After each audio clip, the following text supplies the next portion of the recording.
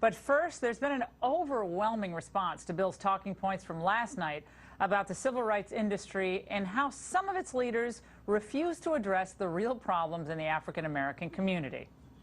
Right now, the unemployment rate among black males ages 16 and 19, 57%, 57%. It's 25% for white males that age. Overall black unemployment, 14%. White unemployment, 6.6. The reason? In many poor neighborhoods, there's chaos, violence, and little discipline in the public schools. Kids aren't learning. Also, with the African American out-of-wedlock birth rate at 73%, many young blacks are unsupervised and prone to imitate bad behavior, like what Lil Wayne puts out.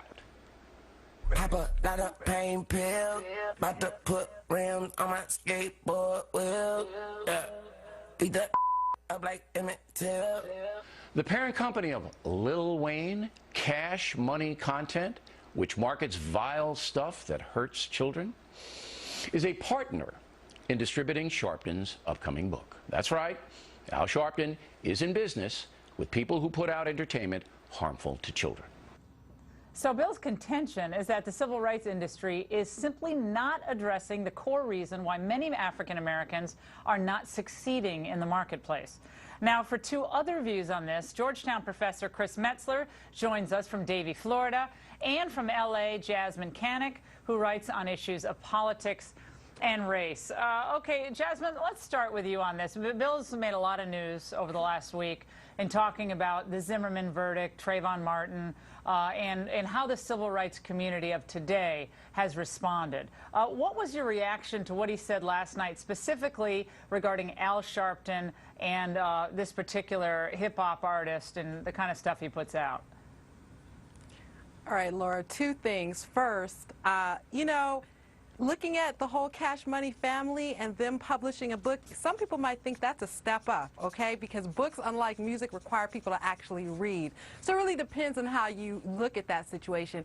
And as far as Al Sharpton goes, not to be disrespectful, but white people don't get to tell us who our civil rights leaders are or who to look up to. And if you think in any way that Al Sharpton represents the entire gamut in terms of who civil rights leaders are and what issues they're focusing on, you would be wrong. There are other civil rights leaders in America who are addressing all the issues that Bill pointed to in his talking points memo around unemployment and education and so on and so forth. And I would say to the people who think that Lil Wayne is a problem and is contributing in any way to that, that they should look at what their own engagement and involvement is. All of a sudden, it's like white people care about black America. Well, really, because in the Jasmine, I just want to jump in here because I think the folks are damned if they do and they're damned if they don't, right?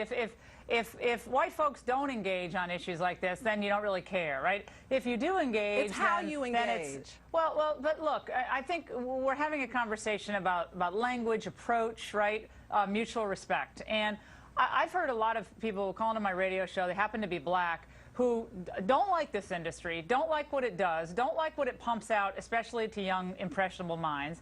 And they're cool people. They're not prudes. They're not like turning off their iPods and not listening to anything. They say, look, we gotta take responsibility for ourselves here. We gotta parent kids better. We've got to choose our role models and our leaders, our community leaders, in a better fashion. And so I think it's well within folks' rights to say, look, white, black, brown, or whatever, is this really what you want your kids to listen to? And Professor, you can chime in here too.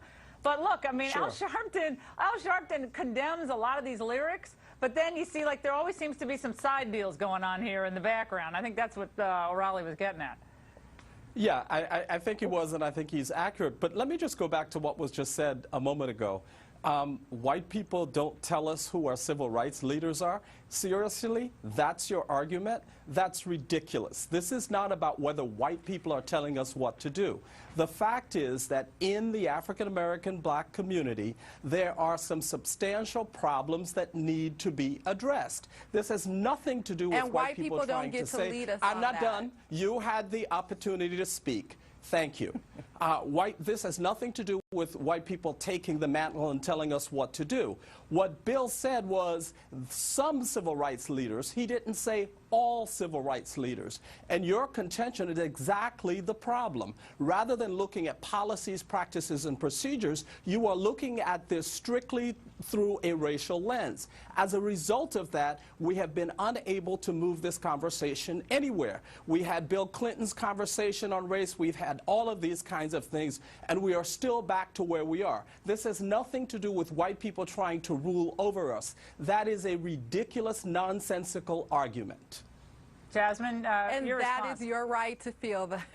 And Hey, that's Jasmine, exactly yeah. your right to feel that way, okay? So let me make a couple of points clear. First of all, the major consumers of hip-hop and music like Lil Wayne's aren't African Americans. Over 70% of the consumers of hip-hop is white America. So maybe we need to change the conversation and ask white America to stop supporting Lil Wayne if you feel that Great. he's so I'm all detrimental for to that. black families. Fantastic. Hey, I'm with that. Okay. Let's do it. I'm applauding that. So, though, yeah, Jasmine. You and I let's change agree. the conversation. Hey, Jasmine, all right, forget Lil finally, Wayne. on something, Laura, Yeah, finally.